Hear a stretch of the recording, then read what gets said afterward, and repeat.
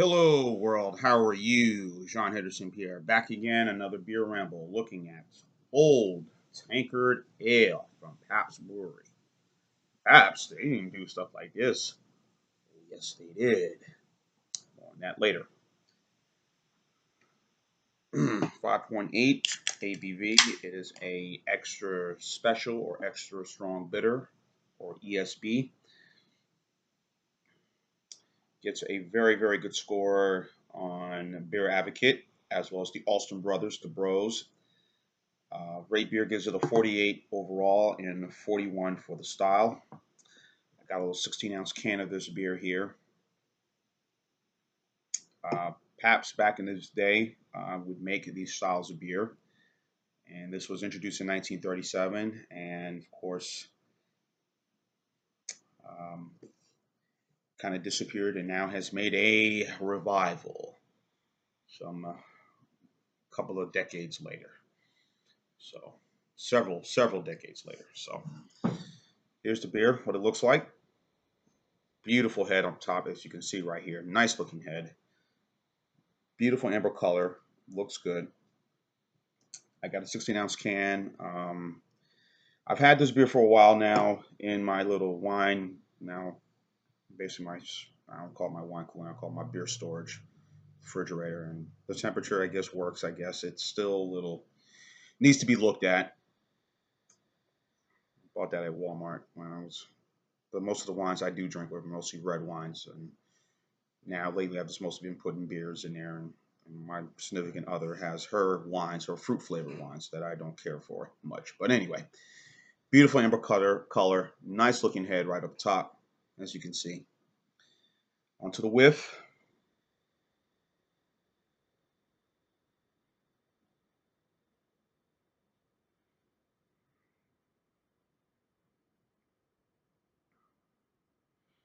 Very fragrant. Very fragrant, very nice smell. Imported Cara-Munich hops and Cara-Aroma malts are definitely in this beer, according to the website. I definitely smell those right away. Oh man, this smells so good. Mm. It does have that malt character to it right now. I could just really sense that. Onto the drink.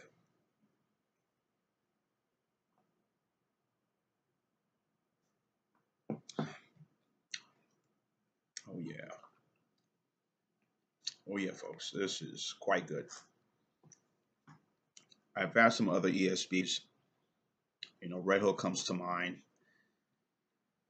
Uh, I've had, but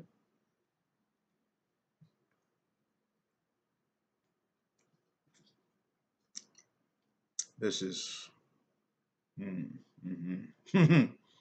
like, oh man, this is really good. I can see why people have been raving about it. All the videos that I've seen, and I know my good friend Mr. Terrio, and they had did a review of this, and I did have the beer when we were all going to do the review, but got caught up in something that afternoon and didn't really get a chance to do it. So now I'm doing my video. So um, let's see. Like I said, the beer was introduced in 1937. It was the second best-selling beer at the time behind PBR, Pabst Blue Ribbon, within the PBR line, Pabst Brewery. But for whatever the reason, they had stopped making this beer. I guess for like many situations, you know, if it's not bringing in cash, like say some of the other beers, you know, then we can't worry about it. So so PBR, which is their signature, was the one that kind of was bringing in the cash. And same with Valentine Ale. They had created an IPA back in 1857, and on top of course, their popular ale, which was introduced in 1840.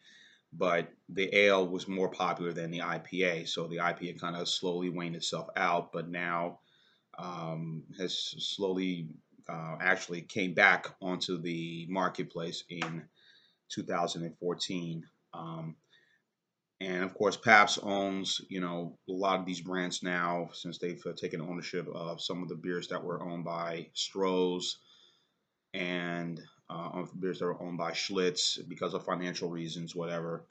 Um, and they have really made a very hearted effort to put out a lot of these very popular beers. And again, folks, people think these beers are just all new and recent. These beers have been around for a long, long, long, long time, but they just never really thought about it. And with the popularity of craft beers over the last 20, 30 years or so, in that time frame, then they are making significant inroads in bringing back the style. And people are like, I didn't know Pabst did this kind of stuff before. I didn't know, Ballantine made an IPA. I mean, this is just as good as the stuff that I buy from, say, Stone or Goose or, um, this brewery or that craft brewery or this craft brewery. This is just as good, if not better. But people who are big beer snobs will kind of walk away from it and saying, "Well, it's made by. Well, this is great. And who is it made by? Oh no, I can't drink that." You know, again, they've made these beers, and even Budweiser have made beers like this. The Coors Batch 19, sort of reminiscent of a recipe. You know, it was reminiscent of a recipe that they had once before of a certain beer years ago. But again, they can do these beers, but if it's not bringing in the money, it's not bringing in the cash, like their big brothers, Coors Banquet or Budweiser, Bud Light, and so on and so forth. If it's not bringing in the dough, then we don't want no part of it. So,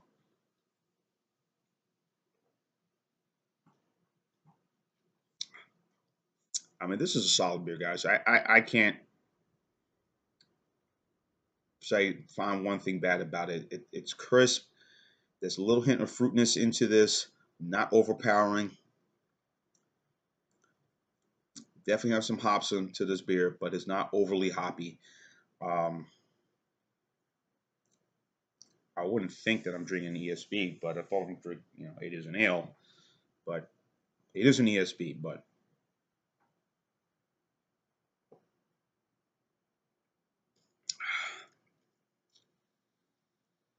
quite refreshing. Very great flavor. I mean, this is just a very, really, really, really good beer. Um, I mean, I can't see anything bad about this at all. So, I know I know we don't get it here in the Mobile area, sadly. Shocking. State of Alabama. Not into don't can't get good beers like this in Alabama. I thought Alabama was progressive. Hmm. Uh, I know there's like two spots that I know of. Well, one actually in Mississippi sells it, called Hops and Growlers, and I bought 2 cans of it. And actually, it's reasonably priced, only $6.57.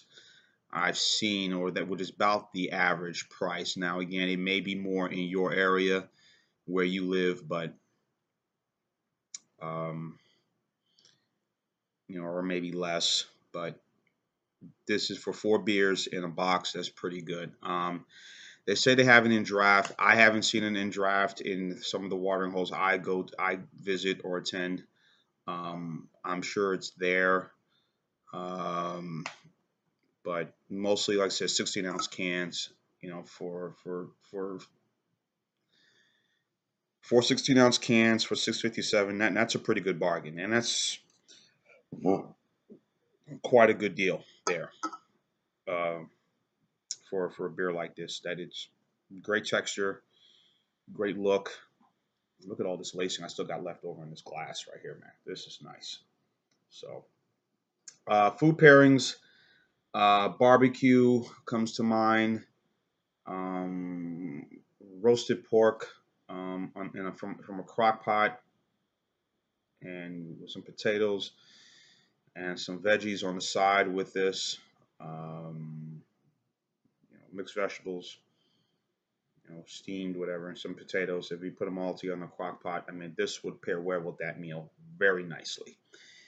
Um, so again, I ain't gonna go on, folks. This is a solid A for me. This is a straight 9.5. I mean, this is, you know, they say 85. I saw the score 85, 87 on Beer Advocate, and again, rate beer. I don't know what they're talking about, but this is as good as it gets. So this, to me, in my opinion, this is a 9.5. Really good beer, solid, excellent.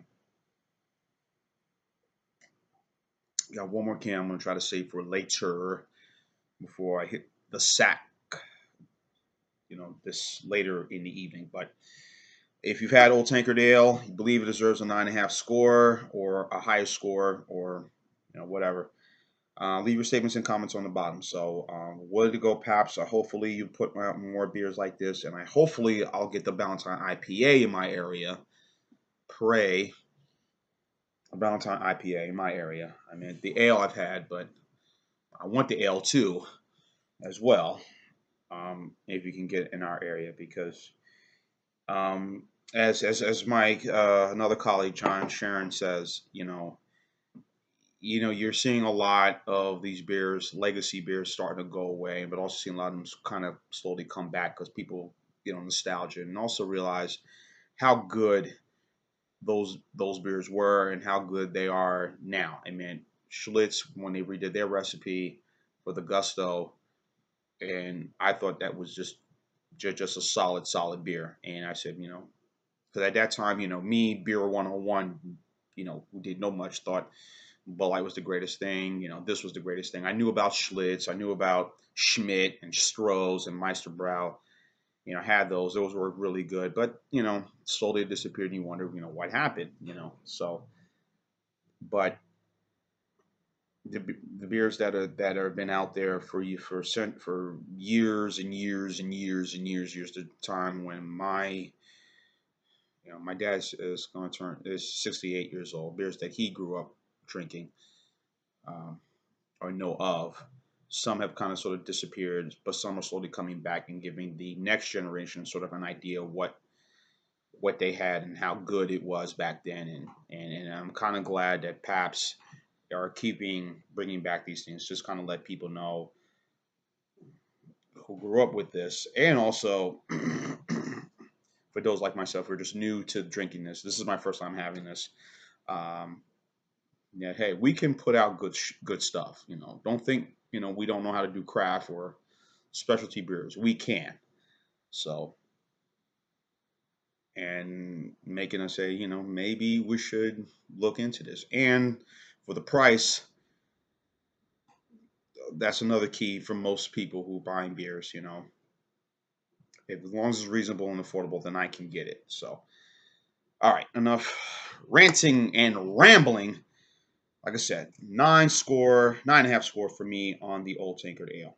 John Anderson, Pierre the Beer Rambleton. You keep on watching, and as always, cheers. Nice can.